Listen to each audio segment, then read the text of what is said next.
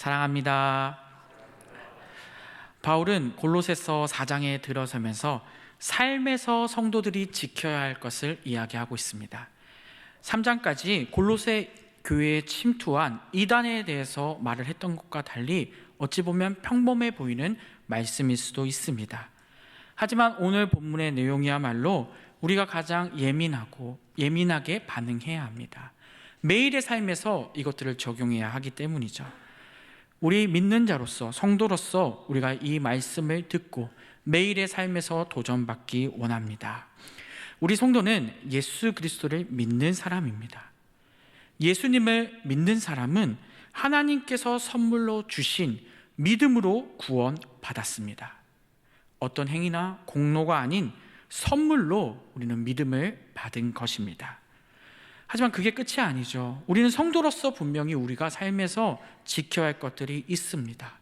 성도로서, 예수님을 믿는 자로서 우리는 오늘 본문의 말씀처럼 우리가 하나님의 말씀을 매일마다 새겨서 기도하고 전도하는 일에 힘쓰기 원합니다.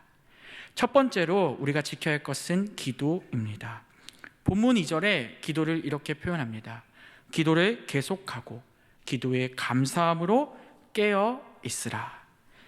계속이란 표현은 하지 않으면 안 된다는 말과 같습니다. 그래서 우리는 기도를 호흡을 예를 들어서 설명할 때가 많습니다. 호흡은 멈춰서는 큰일 납니다. 우리는 기도를 끊어서는 안 된다고 이야기하는 것이죠. 이 기도를 끊지 말아야 한다고 바울뿐만 아니라 예수님께서도 이야기하십니다. 깨어있어 기도하라, 구하라, 찾으라, 두드리라. 예수님은 더 나아가서 기도에 대해서 행동들까지 제시해 주십니다. 기도를 적극적으로 예수님께서 하라고 말씀하고 있는 것이죠. 우리는 그렇기 때문에 일부러 기도의 자리에 나와야 합니다. 저는 골방 기도에 많은 성도님들이 참여하고 계십니다. 우리는 이러한 기도의 자리를 지키기 원합니다. 특별히 기도는 어떻게 해야 하나요? 장소와 시간도 너무 중요합니다. 우리에게는 이 교회야말로 기도하기 너무 좋은 곳입니다.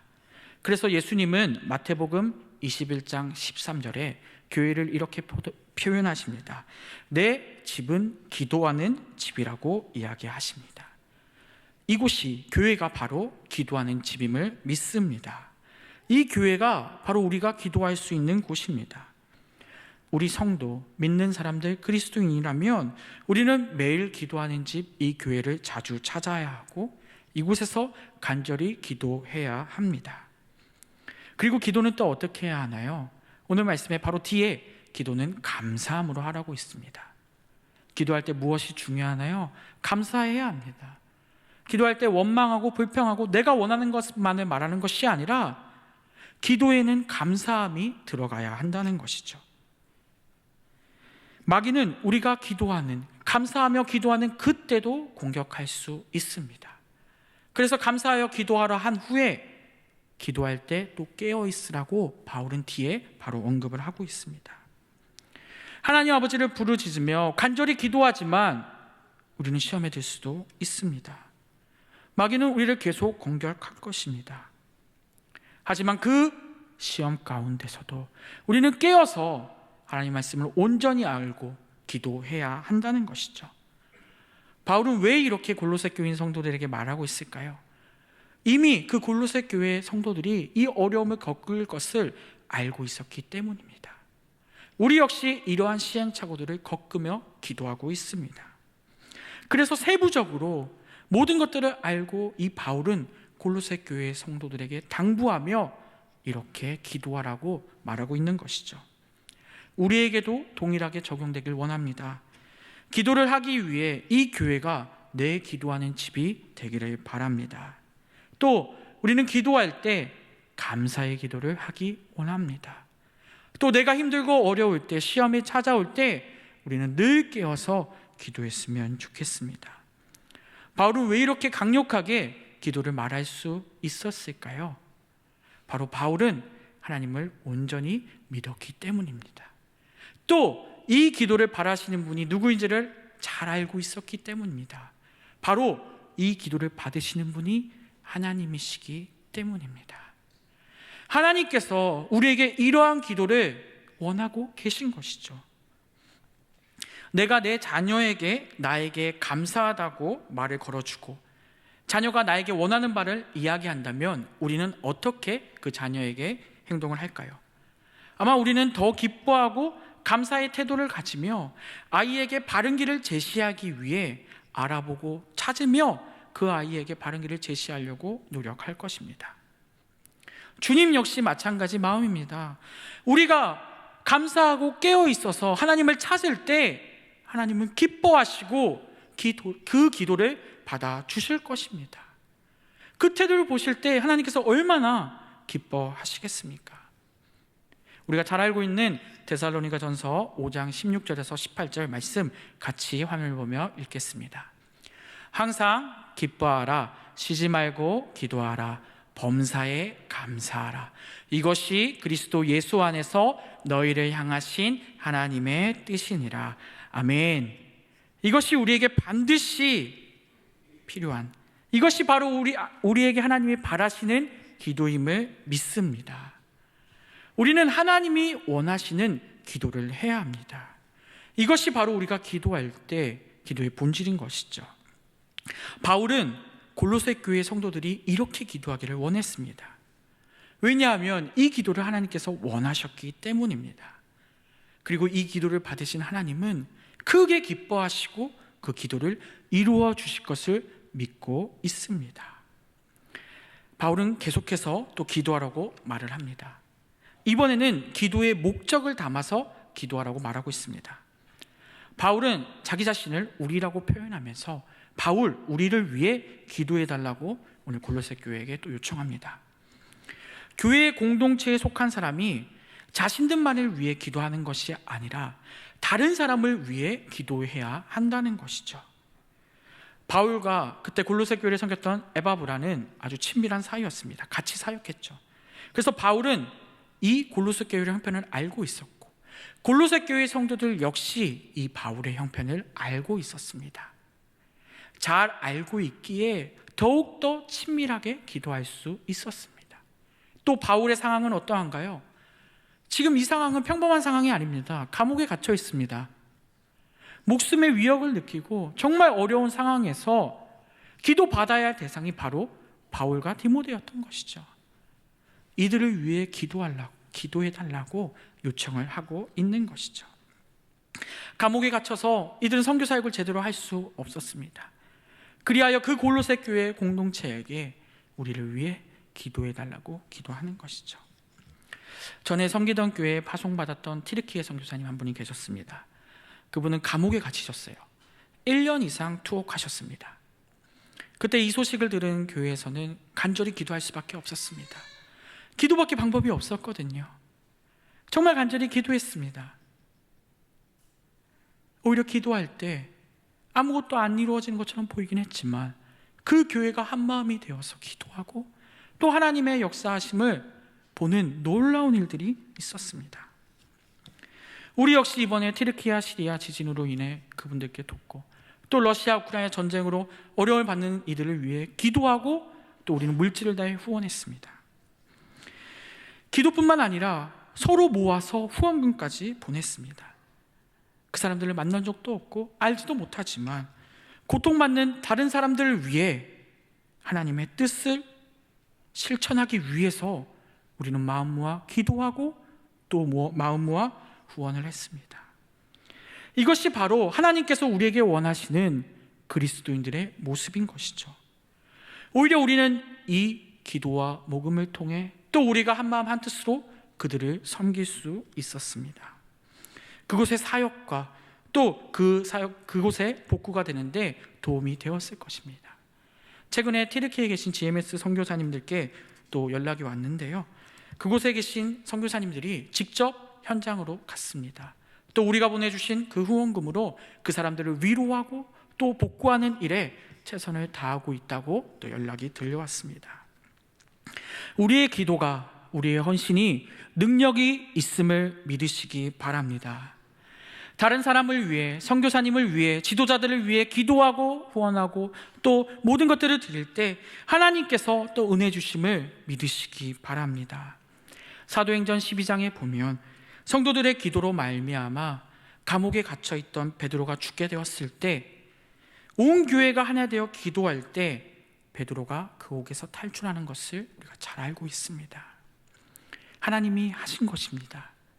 하지만 또 우리 성도님들이 열심히 기도하고 그 베드로를 위해 눈물을 흘렸을 때 하나님께서 들으시고 응답하신 것을 우리는 믿습니다.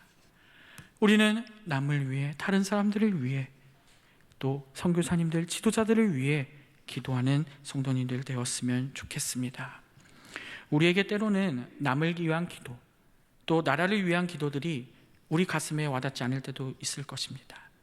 하지만 우리가 함께 공동체 안에서 그 기도 제목을 놓고 기도할 때 하나님께서 그 공동체가 한 마음이 되게 하시고 그 공동체가 감사함으로 기도할 때 그 능력이 나타날 줄을 우리는 믿어야 합니다.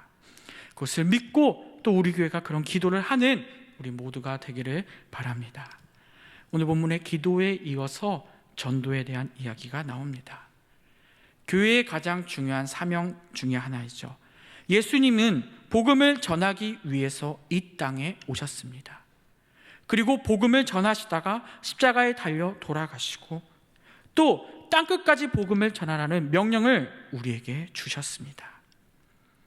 우리는 이 명령을 따라 전도해야 합니다. 그 복음을 어떻게 전해야 하는지 기도에 이어서 오늘 바울은 설명하고 있는 것이죠. 때로는 사람들이 무조건 나가서 전도하라고 이야기합니다.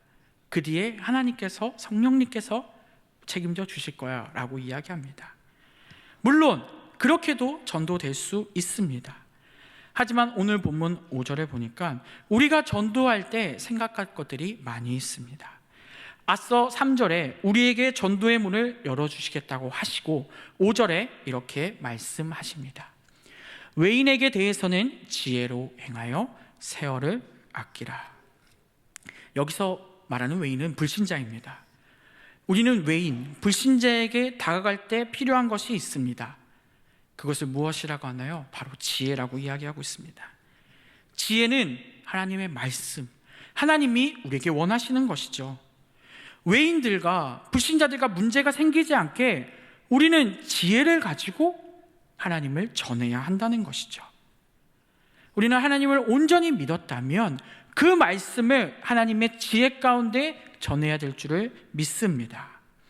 그래서 전도에도 훈련이 필요합니다. 하나님의 말씀도 많이 알아야 하고 전도의 방법도 배우면서 전도에 나가야 합니다. 왜 그런가요? 사람과의 대화를 하다 보면 변론을 할 때가 굉장히 많습니다. 또 믿지 않는 사람들과 이야기하다 보면 그들과 우리의 생각과 사고가 맞지 않을 때가 많음을 경험하게 됩니다. 때로는 말이 안 통하는 것처럼 느껴질 때도 있습니다. 그럴 때 그냥 무턱대고 복음만 전한다면 그 사람을 이해시킬 수도 없고 때로는 다툼이 일어날 때도 있습니다. 그렇기 때문에 전도를 할 때 우리는 준비되어야 하고 전도할 때 우리는 갖춰서 전도를 해야 합니다. 특히 노방전도보다 이웃전도할 때 아마 이런 어려움들이 더 있으실 것입니다.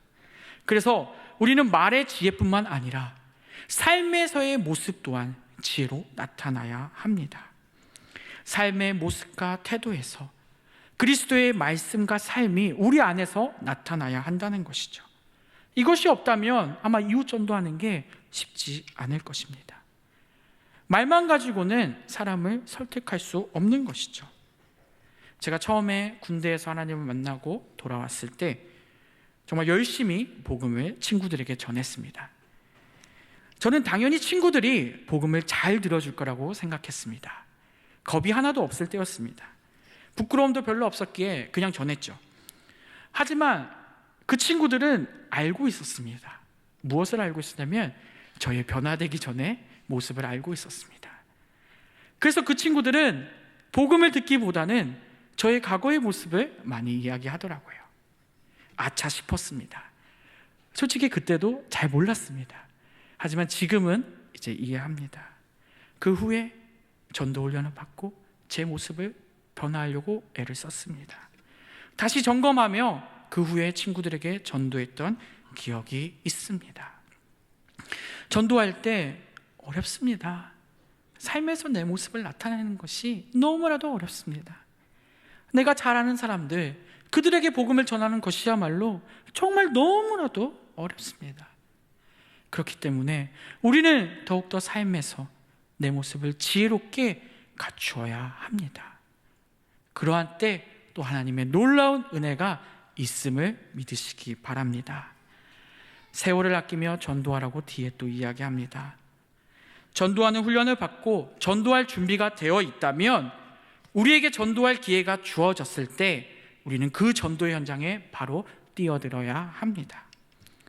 복음을 직접 설명해야 할 때 복음을 정확히 설명해야 하는 것도 우리의 일이지만 우리는 전도할 기회를 틈틈이 또 찾아야 합니다.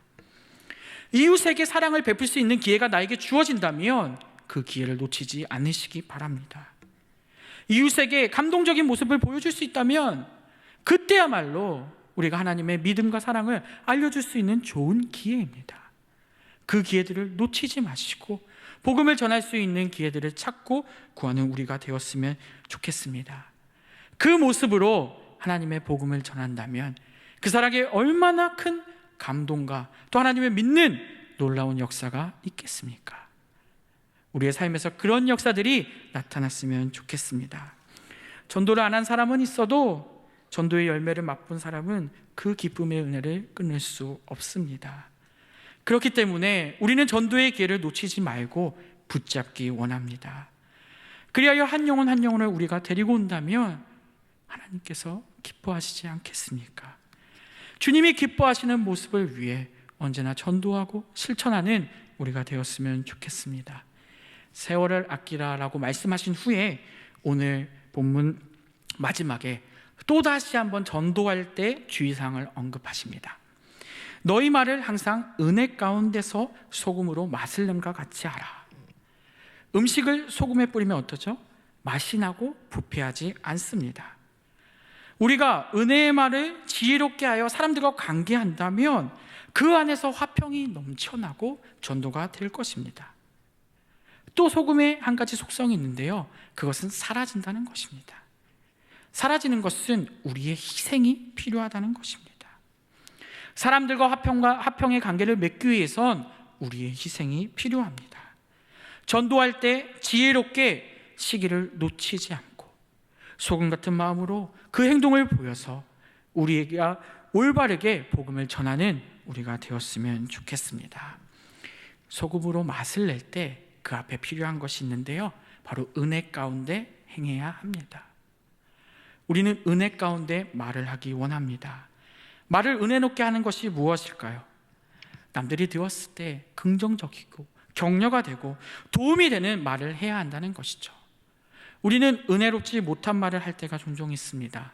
말을 해야 할 때 침묵하거나 말을 하지 말아야 할 때 말을 하거나 끼어들 때 이것은 조심해야 합니다. 그것은 오히려 전도를 방해할 수도 있습니다. 우리는 지혜롭게 은혜롭게 말을 하기 원합니다. 우리는 이런 경험들이 있을 것입니다. 때로는 한 사람의 한마디 말로 우리는 감동받고 변화될 때가 있습니다. 우리가 그런 자가 되기 원합니다. 우리가 은혜의 말을 함으로써 한 사람이 변화되고 또 한 사람의 마음을 열어서 복음을 전할 수 있는 놀라운 일들이 우리를 통해 있기를 바랍니다. 그 후에 전달되는 복음은 얼마나 아름답겠습니까? 그 하나님의 복음이 전해지는 놀라운 일들이 우리 일상교회에 있기 원합니다. 말씀을 맺겠습니다. 사랑하는 성도 여러분, 오늘날 세상 사람들은 팩트를 이야기하면서 날카로운 말을 많이 하는 것 같습니다. 또 자신이 가진 능력으로 남들을 비방하거나 비판할 때가 많은 것 같습니다. 우리 교회는 그런 곳이 아니길 바랍니다. 어려운 사람들을 위해, 믿지 않는 자들을 위해 은혜의 말, 사랑의 말, 위로의 말, 권면의 말을 하는 우리 성도님들 되시기 바랍니다. 그러한 때 우리 교회는 따뜻하고 위로가 넘치고 기도가 넘치는 교회일 줄 믿습니다. 믿는 사람들, 그리스도인들은 세상 사람들과 다른 점이 있습니다. 바로 기도하는 자입니다. 전도하는 자입니다. 이것을 놓치지 마시고 주님께서 우리에게 주신 이 사명 감당하여서 때를 놓치지 않고 기도하고 전도하는 우리가 되었으면 좋겠습니다.